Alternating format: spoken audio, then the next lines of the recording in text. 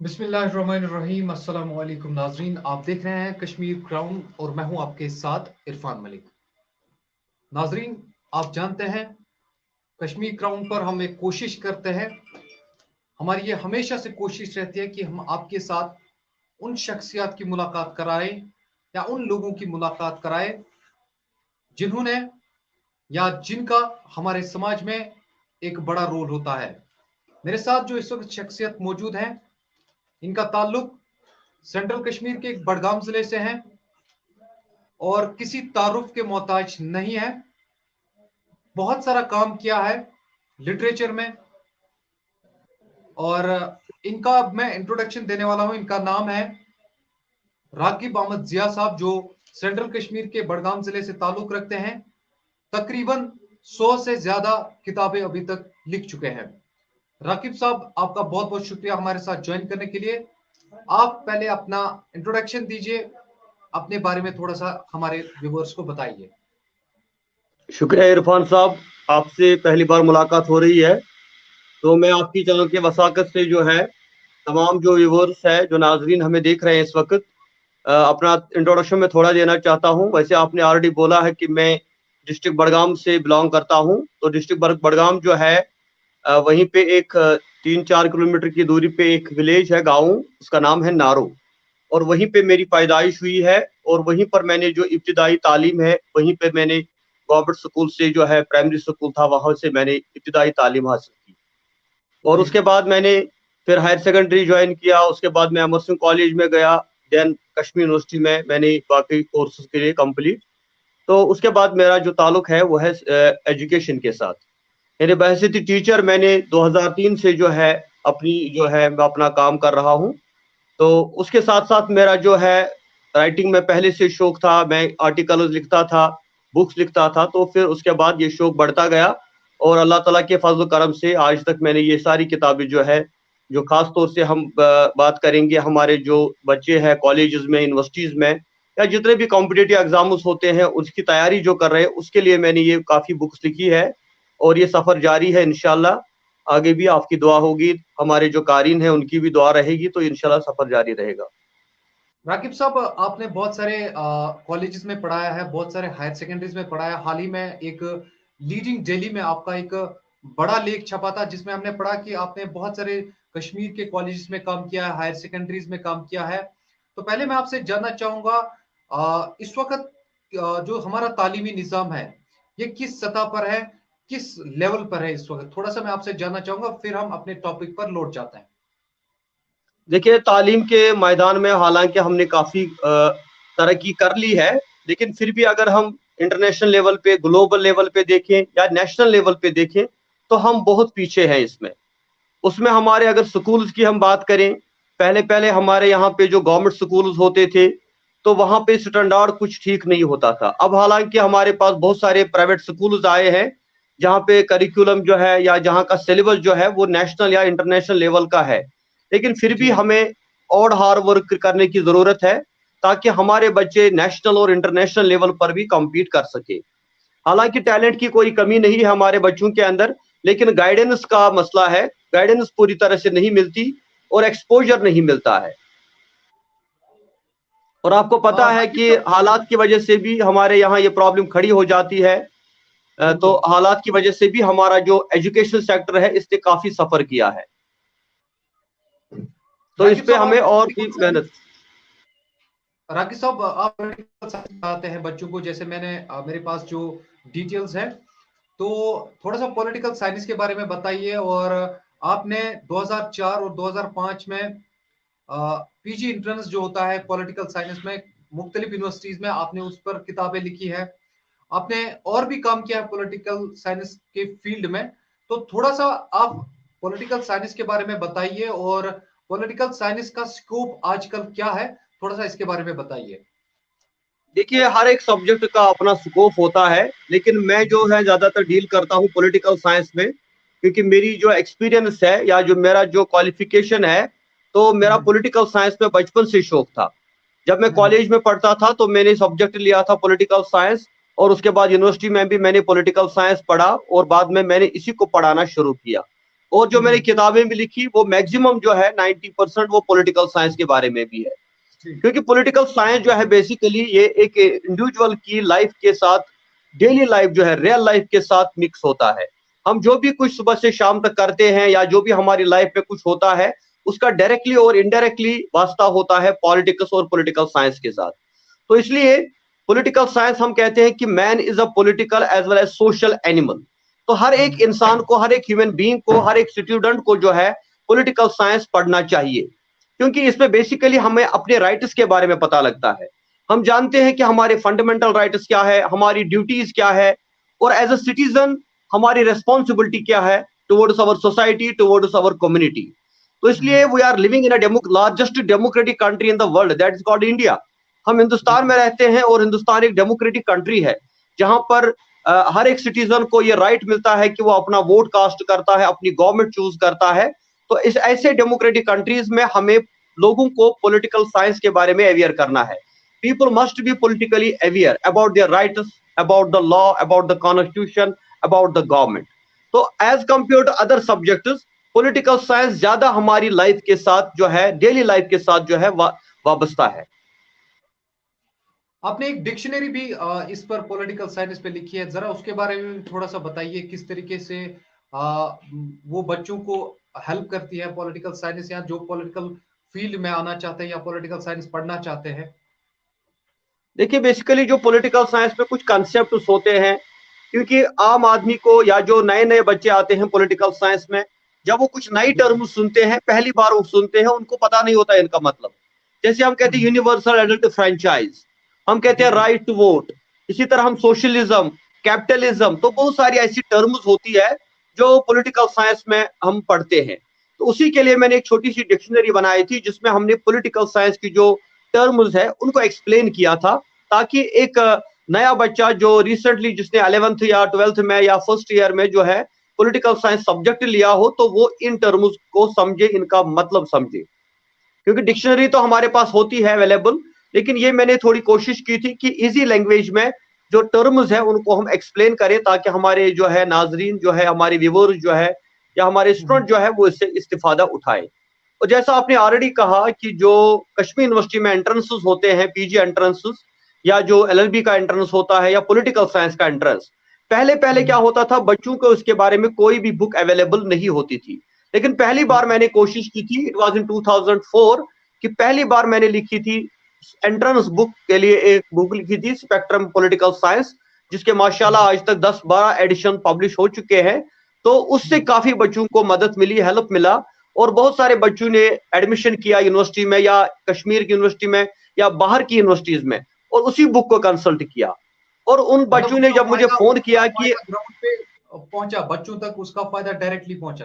हाँ, वही मुझे लगता है कि अगर मैंने आज ये कुछ किया है, कुछ किताबें लिखी है, तो इसका मैं क्रेडिट देता हूं अपने स्टूडेंट्स को, क्योंकि जिन स्टूडेंट्स ने मेरी किताब को पढ़ा और फिर उसके बाद उन्होंने मुझे एनकरेज किया, और जब उन्होंने मुझे फोन किया या उन्होंने वो मुझे मिले और कहा कि हमारा एडमिशन कहीं पे हो गया, हमें आपकी गाइडेंस से, आपकी किताब से फायदा हुआ, तो मैंने सोचा कि मैं तो एक बड़ा मिशन फिर चला रहा हूँ। तो मैंने और ज्यादा कोशिश की कि और ज्यादा बच्चों को मैं इसमें हेल्प करूं। क्रेडिट जाता है हमारे बच्चों को ही जिन्होंने मेरी किताब पे पढ़ी और फिर मुझे एनकरेज किया। बिल्कुल राकिब साहब, ये कोई छोटी बात नहीं है कि कोई इंसान 100 से ज्यादा बुक्स, जैसे नाजरीन इस वक्त जितने भी हमारे इस वक्त लाइव ब्रॉडकास्ट में लोग जुड़े हैं, हम आपको एक बार फिर से बता दें, राकिब जिया साहब सेंट्रल कश्मीर के बड़गाम से ताल्लुक रखते हैं और इन्होंने लगभग 100 से ज्यादा किताबें लिखी है। 100 से ज्यादा, सुनने में तो ये ठीक ठाक लगता है, मगर करने में ये बहुत बड़ा काम है, और खासकर लिटरेचर की दुनिया में। अब थोड़ा सा आपकी जिंदगी के बारे में बताएंगे आपको राकिब साहब खुद ही अपनी जुबान बताएंगे। राकिब साहब, अभी डेली एक लीडिंग डेली छपता है कश्मीर में, उसमें आपने एक इंटरव्यू दिया था। आपने कहा था कि आपने जब स्टार्ट किया था तो कंप्यूटर के लिए आपके पास पैसे नहीं थे, या आपने कंप्यूटर के लिए लोन लिया था, क्या था वो, जरा हमें भी बताइए। हाँ, ये कश्मीर जो है राइजिंग कश्मीर में शायद आया था ये इंटरव्यू मेरा, तो उसमें मैंने ये बोला था कि जब मैंने किताबें लिखनी शुरू की थी तो मुझे उस वक्त कंप्यूटर की जरूरत थी, तो मेरे पास वो कंप्यूटर खरीदने के लिए पैसे नहीं थे। तो फिर मैंने जेके बैंक को मैं शुक्रिया अदा करूंगा आपकी चैनल के वजह, उन्होंने मुझे लोन दिया था और उसी लोन पे मैंने फिर वो कंप्यूटर लिया था, तो जिस पे मैं काम करता था। फिर कुछ सालों के बाद तो फिर मैंने लैपटॉप लिया और आज माशाल्लाह 1-2 लैपटॉप मेरे पास है, सब कुछ है। लेकिन उस टाइम मुझे उस कंप्यूटर को खरीदने के लिए लोन लेना पड़ा, और ये सिर्फ एक पर्पस था कि मैं इस कंप्यूटर का इस्तेमाल करूं, मैं इसके ऊपर किताब लिखूं और राइटिंग करूं, टाइपिंग करनी थी मुझे, किताब को जो है इसका साइज बनाना था, इसको लिखना था, क्योंकि ये तो हाथ से नहीं लिखी जा सकती, तो कंप्यूटर से ही लिखना था। तो फिर मैंने उसी लिए वो लोन लिया था, और अल्लाह ताला का शुक्र है कि फिर जब मेरी किताबें मार्केट में आई तो उस वजह से फिर मैंने वो लोन जो है आहिस्ता आहिस्ता वो चुकाया। तो अब ऐसा कुछ नहीं है, तो ये क्रेडिट भी जाता है हमारे बच्चों को ही। तो मतलब आपका अभी ठीक ठाक चल रहा है जैसा आप कह रहे हैं। तो अभी एक और सवाल है मेरा। आपने उस डेली में ये भी कहा था कि अभी मशरूमिंग ऑफ कोचिंग सेंटर्स हो गया है, जिससे जो एजुकेशन की क्वालिटी है वो डिक्रीज हो गई है। आपको ऐसा क्यों लग रहा है? नहीं, बेसिकली कोचिंग सेंटर कोई बुरी बात नहीं है, कोचिंग सेंटर तो अच्छी बात है, ताकि बच्चों को गाइडेंस करें, बच्चों को और मशरूमिंग, पढ़ाए। आपने कहा कि लेकिन मशरूमिंग लोग बहुत ज्यादा बढ़ गए हैं। हाँ, जो अब जो मशरूम ग्रोथ हुआ है ना, कि हर जगह आप हर गली में आपको ये कोचिंग सेंटर्स मिलते हैं, तो हम देखते हैं कि जो इनका पर्पस था वो अब सिर्फ मटेरियल पर्पस रह गया है, कि बच्चों से फी कलेक्ट करना और मोटे मोटे रकम, बहुत ज्यादा फीस कलेक्ट करना, और उसके बाद जो बच्चों को गाइडेंस मिलनी चाहिए थी वो नहीं मिल पा रही है। आप देखिए, अगर कोई बच्चा कोचिंग सेंटर में जाता है और 1 लाख रुपया वो वहां पे या 2 लाख रुपया वहां पे वो पे करता है एज ए ट्यूशन फी, तो उसके बाद उसका रिजल्ट अच्छा नहीं आता है या उसकी सिलेक्शन नहीं होती है, तो इसके ऊपर हम कोचिंग सेंटर के ऊपर भी सवाल उठाते हैं कि अगर आप इतना उससे फीस लेते हो तो फिर क्वालिटी कहाँ पे है। तो आजकल हम होना देखते हैं तो कि ये हर चाहिए था, एक जितने लोगों ने ज्यादा इसको कोचिंग बिजनेस बना सेंटर लिया है। होते उतना ज्यादा जो क्वालिटी वो बढ़नी चाहिए थी। नहीं बढ़ रही है, क्योंकि वो ये सिर्फ बिजनेस पर्पज है, सिर्फ बिजनेस, जो इनके ये लोग जो है बिजनेस कर रहे हैं। हालांकि मैंने भी कोचिंग सेंटर चलाए हैं, मैं भी कोचिंग सेंटर पढ़ाता था और आज भी कहीं पे पढ़ाता हूं, लेकिन सिर्फ एक ही पर्पज नहीं होना चाहिए कि हम उन बच्चों से ज्यादा फीस लें, बल्कि हमें कुछ ड्यूटी भी है towards our society. As a teacher हमें पहले ये सोचना है कि मेरा काम बच्चों को पढ़ाना है, फिर उसके बदले में हम उनसे फीस ले वो तो दूसरी बात है, लेकिन सिर्फ ये पर्पज होना कि हम फीस ले और बाकी एजुकेशन प्रोवाइड ना करें, रियल गाइडेंस उनको प्रोवाइड ना करें। अब देखिए, बाहर से भी अब लोग आते हैं यहाँ पे, उन्होंने कोचिंग सेंटर्स खोले हैं और कितना चार्ज वो फी करते हैं, और हमारे जो है सोसाइटी को किस तरह से लूट रहे हैं। तो गवर्नमेंट भी इस बारे में कोई सीरियस नहीं है, कोई रूल्स रेगुलेशंस नहीं बनाए हैं कि कोचिंग सेंटर का फी क्या होना चाहिए, वहां कैसा स्टैंडर्ड होना चाहिए, अपनी मनमानी हो रही है। तो हम चाहते हैं कि अगर कोचिंग सेंटर रियल सेंस में काम करते, वाकई इनको ये दर्द होता कि हम अपनी कम्युनिटी के बच्चों को जो है ट्रेन करें, इनको क्वालिफाई करें, ताकि ये नेशनल लेवल पे जो कॉम्पिटिटिव एग्जाम्स होते हैं उनको क्वालिफाई करें। लेकिन ऐसा नहीं होता। आप देखिए, नेशनल लेवल पे जो एग्जाम्स होते हैं, हमारे कितने बच्चे होते हैं, मुश्किल से 1 या 2 स्टूडेंट्स हर साल आपको कश्मीर से मिलेंगे जो आईएएस या आईपीएस क्वालिफाई करते हैं। तो तो आपको लग इसलिए रहा मैंने है कहा कि ये सारा हम, कुछ वेस्ट है? हाँ, हम अगर हम देखें कि as compare to other states of India, हम बहुत पीछे हैं, क्योंकि जितने भी कॉम्पिटेटिव एग्जाम्स होते हैं हमारे बच्चे वो क्वालिफाई नहीं कर पाते हैं। तो इसलिए हमारे बच्चों को नेशनल लेवल पर भी और इंटरनेशनल लेवल पर भी अपने आप को तैयार करना चाहिए इन कॉम्पिटेटिव एग्जामिनेशन के लिए, और ये रिस्पॉन्सिबिलिटी हमारे टीचर्स की है, हमारे कोचिंग इंस्टीट्यूट्स की है। राकेश साहब, आपसे जानना चाहेंगे, आपने कहा कि जब मैंने शुरुआत की थी तो मैं न्यूज़पेपर का आदी हूँ, यानी मैं न्यूज़पेपर रेगुलरली पढ़ता हूँ और उससे जो डिटेल्स मिलती है वो मुझे हेल्प करती हैं कोई भी बुक पब्लिश करने में या कोई भी बुक लिखने में। तो थोड़ा सा हमें भी बताइए, जो लोग आना चाहते हैं फील्ड में, या जो लोग काम करना चाहते हैं, वो किस तरीके से इन चीजों का फायदा उठा सकते हैं, किस किस क्या क्या उनको चाहिए कि वो इस फील्ड में आ सके, वो भी अपना काम अच्छे से कर सके। देखिए, करने को तो बहुत कुछ है, अगर इंसान में हिम्मत होगी, इंसान में हौसला होगा और इंसान कुछ इरादा करेगा तो फिर कुछ भी कर सकता है इंसान। और आप बिल्कुल देखिए, हमारे कश्मीर के लोग इंटरनेशनल लेवल पर उन्होंने नाम कमा लिया है, चाहे वो राइटिंग की बात हो, चाहे वो मीडिया में काम कर रहे हैं, चाहे वो किसी भी साइंस के फील्ड में है, तो नेशनल नहीं बल्कि इंटरनेशनल लेवल पर भी काम कर रहे हैं। तो इससे मत ये निकलता है कि हमारे यहाँ कोई टैलेंट की कमी नहीं है, सिर्फ एक्सपोजर चाहिए और हमें मेहनत करनी है, हार्ड वर्क करनी है। हमें सिर्फ ये नहीं देखना है कि भाई कोई और हमें सपोर्ट करेगा तो फिर हम कुछ करेंगे, बल्कि हमें अपने पाँव पे खड़ा होना है। और खासतौर से मैं ये उन बच्चों के लिए कहूंगा जिनका कोई बैकग्राउंड नहीं होता है, कोई पॉलिटिकल बैकग्राउंड नहीं होता, कोई इकोनॉमिकली वो स्ट्रांग नहीं होते, वेल ऑफ फैमिली से नहीं होते, गरीब लोग घरानों से ताल्लुक रखते हैं, तो उनको अपने पाँव पे खड़ा होना चाहिए और अपनी मंजिल खुद चुननी है। और रहा सवाल कि इस राइटिंग के फील्ड में कोई भी आ सकता है, ऐसा कुछ नहीं है।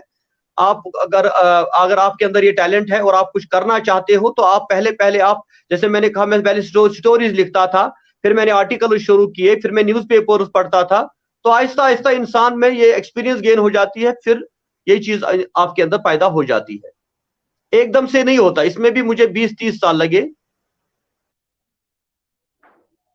तो राकिब साहब, एक बार फिर से आप सबका बहुत बहुत शुक्रिया, जितने भी लोग इस वक्त हमारे साथ लाइव जुड़ गए हैं। तो हमारे साथ इस वक्त लाइव ब्रॉडकास्ट में राकिब अहमद जिया साहब हैं। मैं आपको एक बार फिर से इनका इंट्रोडक्शन देता हूं। ये सेंट्रल कश्मीर के बडगाम जिले से हैं, लगभग 100 से ज्यादा किताबें लिख चुके हैं। ज्यादातर इनका जो स्ट्रॉन्ग फील्ड हम कहेंगे वो पॉलिटिकल साइंस है। पॉलिटिकल साइंस के फील्ड में इन्होंने बहुत बड़ा काम किया है, बहुत अच्छा काम किया है। एक बार फिर से तो जाते जाते राकिब साहब, एक मैसेज हमारे व्यूअर्स के लिए और जितने भी आपके स्टूडेंट्स हैं या जितने भी लोग पॉलिटिकल साइंस में आना चाहते हैं, पॉलिटिकल साइंस पढ़ना चाहते हैं, समझना चाहते हैं, उनके लिए आपकी आखिर मैसेज। देखिए, सिर्फ पॉलिटिकल साइंस वालों के नहीं कहूंगा, बल्कि जितने भी हमारे स्टूडेंट्स हैं जो कॉलेजेस में है, जो यूनिवर्सिटीज में है, या जो स्कूल्स में इस वक्त है, तो मेरी उनको यही मैसेज होगी कि वो हार्डवर्क करें, मेहनत करें और अपना टाइम जाया ना करें। आजकल हम देखते हैं हमारे जो बच्चे होते हैं वो ज्यादा टाइम जो अपना वेस्ट करते हैं सोशल मीडिया के ऊपर वेस्ट। कोई फेसबुक चलाता है, कोई व्हाट्सएप पे होता है, कोई यूट्यूब पे होता है, तो उनका जितना भी टाइम होता है वो सारा जाया हो जाता है इस सोशल नेटवर्किंग साइट्स के ऊपर। तो मैं चाहता हूं कि नहीं, अगर वो कुछ टाइम जो है इस पे भी गुजारें जहां जरूरत पड़ेगी, लेकिन मैक्सिमम टाइम वो अपनी स्टडीज के ऊपर फोकस करें, अपनी किताबों के ऊपर, अपने सिलेबस के ऊपर, अपने कैरियर के ऊपर। इस चीज को ज्यादा हमें सीरियस लेना है। तो पहली बात ये। दूसरी बात ये है कि हमारे बच्चे जो होते हैं एक साथ वो 2-3 फील्ड्स में जाते हैं। अगर आप स्टडी करते हो, अगर आपने कोई सब्जेक्ट चूज किया है, तो आप दो दो जगहों पे टांग मत लड़ाओ। कोई यहाँ से बिजनेस कर रहा है, कोई जॉब कर रहा है, और एक साथ 2-3 कोर्सेज कर रहे हैं, फिर क्या होता है, इससे प्रॉब्लम ये खड़ी हो जाती है कि आप कहीं के नहीं रहते। आप एक चीज पे टारगेट रखो, एक चीज के ऊपर फोकस करो और उसी की तरफ आप अटेंशन डाइवर्ट करो। तो हमारे बहुत यहाँ बहुत ये सबसे शुक्रिया, बड़ी प्रॉब्लम हमारे बच्चों के अंदर है, जिसको मैंने महसूस किया है। बहुत बहुत शुक्रिया राकिब साहब हमारे साथ जुड़ने के लिए। ये थे मेरे साथ राकिब जिया साहब, जिनका ताल्लुक सेंट्रल कश्मीर के बडगाम जिले से थे, और इनका यही कहना है कि आप एक ही जगह पे फोकस कीजिए, वहां पर आपको सक्सेस जरूर मिलेगी। जैसे राकिब साहब ने अभी बताया कि इसने अपने एक कंप्यूटर से स्टार्ट किया था, वो भी लोन लेकर, और वहां से आज आज तक का सफर जो रहा, लगभग अभी तक 100 किताबें लिख चुके हैं। ये कोई मामूली बात नहीं है। और हम और भी राकिब साहब से ये भी कहेंगे कि हमारे जितने भी स्टूडेंट्स हैं उनका आप आगे भी ध्यान रखिए, आगे भी जितना हो सके काम कीजिए। और स्टूडेंट्स को भी कहेंगे कि आप भी थोड़ा सा अपना महासभा कीजिए, ताकि जितना हो सके हमें कश्मीर को आगे करना है, खासकर एजुकेशन फील्ड में, क्योंकि एजुकेशन का बहुत ज्यादा नुकसान अगर कहीं होता है तो वो जम्मू कश्मीर में होता है। जैसे राकिब साहब ने अभी बताया कि हमें जितने भी फील्ड से उनको स्ट्रॉन्ग करने की जरूरत है। बहुत बहुत शुक्रिया राकिब साहब हमारे साथ जुड़ने के लिए। Thank you very much. खुदा हाफिज।